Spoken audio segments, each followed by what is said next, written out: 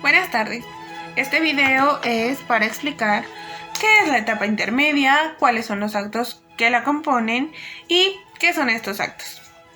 Bueno, la etapa intermedia va a dar inicio con la presentación de la acusación.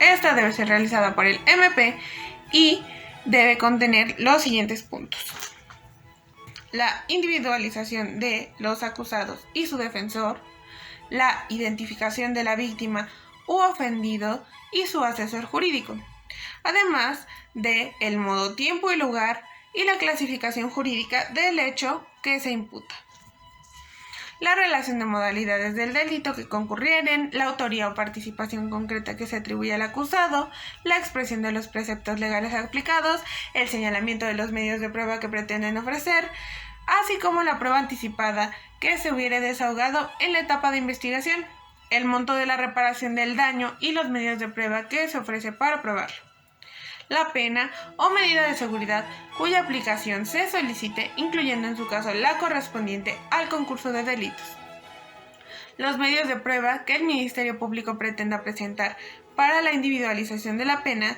y, en su caso, para la procedencia de sustitutivos de una pena de prisión o suspensión de la misma, la solicitud de decomiso de bienes asegurados, la propuesta de acuerdos probatorios y, en su caso, la solicitud de que se aplique alguna forma de terminación anticipada del proceso cuando ésta proceda.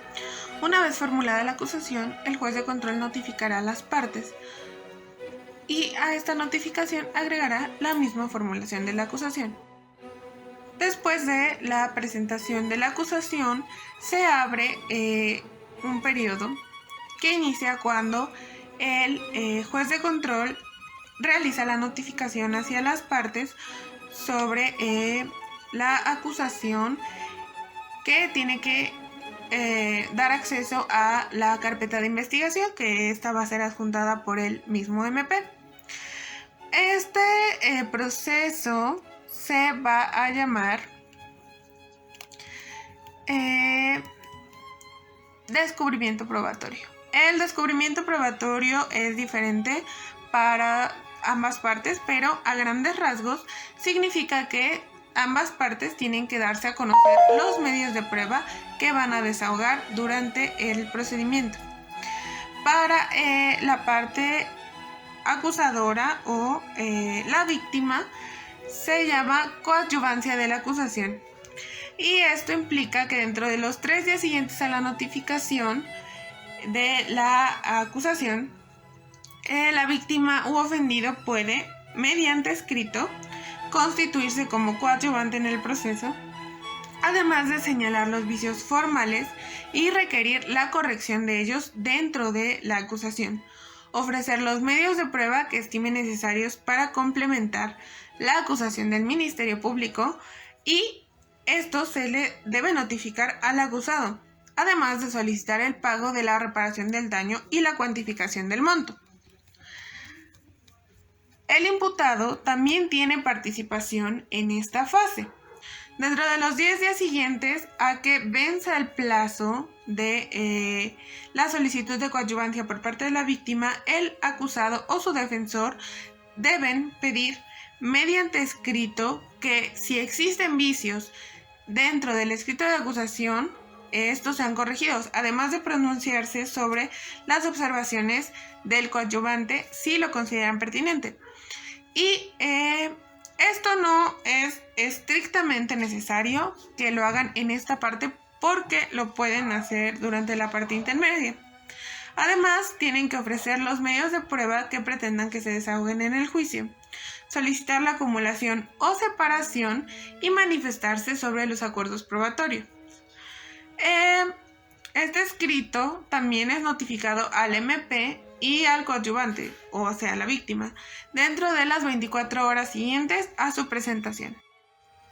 Una vez cerrada la etapa del descubrimiento probatorio, el juez deberá señalar la fecha y la hora para que se realice la audiencia intermedia. Obviamente se cita a las partes y llegado el día y la hora de la audiencia intermedia, el juez debe verificar la presencia del MP, la defensa y la víctima. Una vez que el juez verifica la presencia de las partes, el MP deberá exponer de forma sintética su acusación. También el asesor jurídico y la defensa podrán realizar su exposición.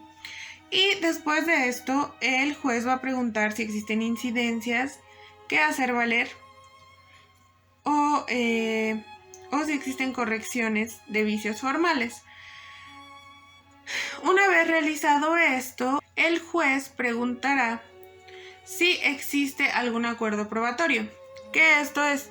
Un acuerdo probatorio es aquel que se celebra entre el MP y el acusado y al que la víctima o ofendido no se opone, para que se acepten como probados alguno de los hechos o circunstancias. Si la víctima o ofendido se opusiera, el juez de control determinará si es fundada o motivada la oposición. De lo contrario, el MP podrá realizar el acuerdo probatorio. El juez de control autorizará el acuerdo probatorio siempre que lo considere justificado por existir antecedentes de la investigación con los que se acredite el hecho. En estos casos, el juez de control indicará en el auto de apertura a juicio los hechos que tendrán por acreditados. También, dentro de esta audiencia, se podrán desahogar pruebas anticipadas, que, como su denominación lo manifiesta, son medios probatorios que de manera excepcional deberán ser desahogados anticipadamente, no esperando a la etapa de juicio oral en virtud de que alguna de las partes, el MP, el defensor, el asesor jurídico, el imputado, la víctima o el ofendido, solicite su exposición por correr el riesgo de su desaparición, extinción, alteración o pérdida. De no existir ninguna forma para que el procedimiento termine antes, de forma abreviada, por algún acuerdo reparatorio, el juez, antes de finalizar la audiencia, deberá dictar el auto de apertura de juicio. En este se debe indicar el tribunal de enjuiciamiento competente para celebrar la audiencia de juicio, la individualización de él o los acusados, las acusaciones que deberán ser objeto de juicio y las correcciones formales que se hubieran realizado en ellas, así como los hechos materia de la acusación, los acuerdos probatorios a los que se hubieran llegado, los medios de prueba admitidos que deberán ser desahogados en la audiencia de juicio, así como la prueba anticipada. Los medios de prueba que en su caso deban desahogarse en la audiencia de individualización de las sanciones y de reparación del daño. Las medidas de resguardo de identidad y datos personales que procedan en términos del Código Nacional de Procedimientos Penales, las personas que deban ser citadas a la audiencia de debate y las medidas cautelares que hayan sido impuestas al acusado. Con este acto se termina la parte intermedia.